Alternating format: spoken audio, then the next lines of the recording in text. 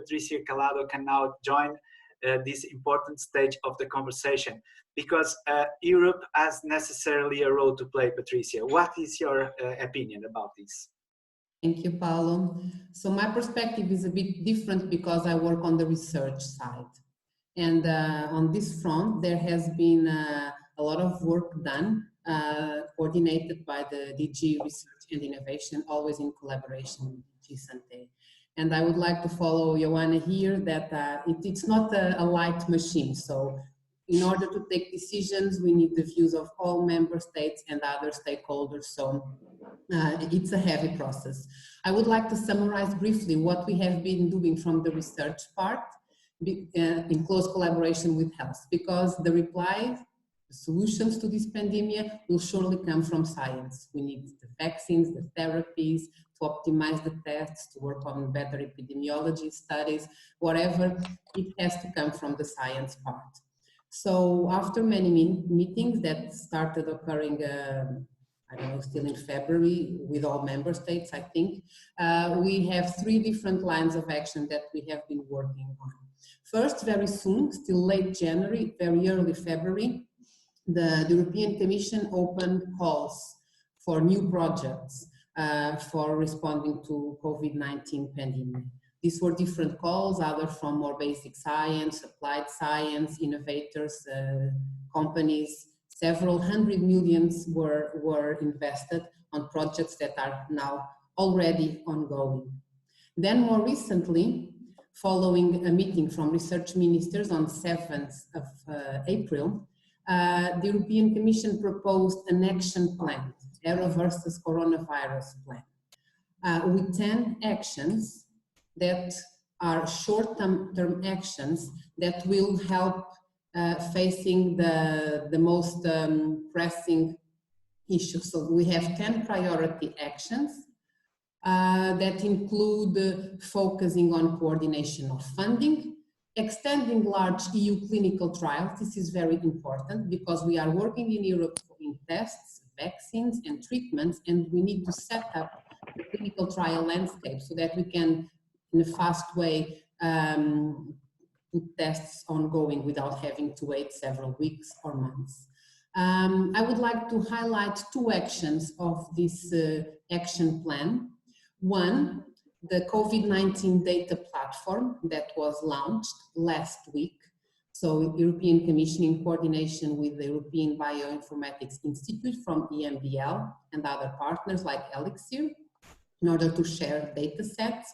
So this can be genomes, proteins, clinical data, preclinical data. There is a big request, and it's actually mandatory in all the funded projects in Horizon 2020 to share and give open access to data and results of this research with a focus on COVID-19, particularly now.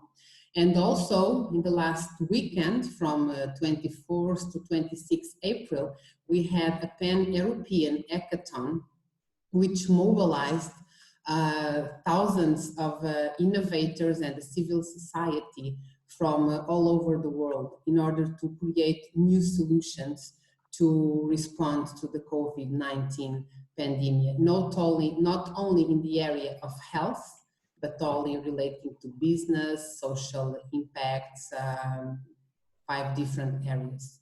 So this was all set up in a very brief period of time. So basically we have hundreds of millions in calls that were already opened, closed, projects are ongoing. Number 2, the action plan with 10 priority short-term actions, which include collaboration, more funding, etc. And finally, Europe is taking the lead on, I don't know if you heard of this, on this pledging initiative that will start on May 4. That actually came from the World Health Organization and other partners, and then the European Union, the European Commission offered to take the lead on this. And the goal here is that we are able to not only, the research part is difficult, but we can do it, we have funding for that.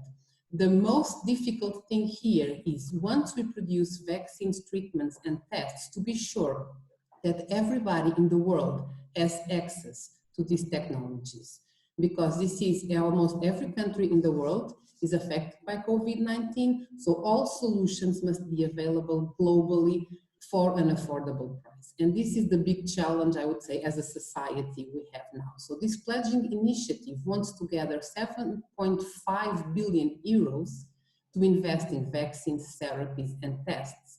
And it has also the goal of having the political commitment from member states in order to assure equitable access to all these innovations around the world. Because underfinancing exists mainly for manufacturing, procurement, and deployment. This will be the big challenge once research and innovation bring us to the solutions. So the European Commission is also taking the lead on this international pledge. It's still work in progress, but the day for the we start the rollout on May 4. And that would be my comment for the time. Thank you so much, Patricia. It's so relevant and useful.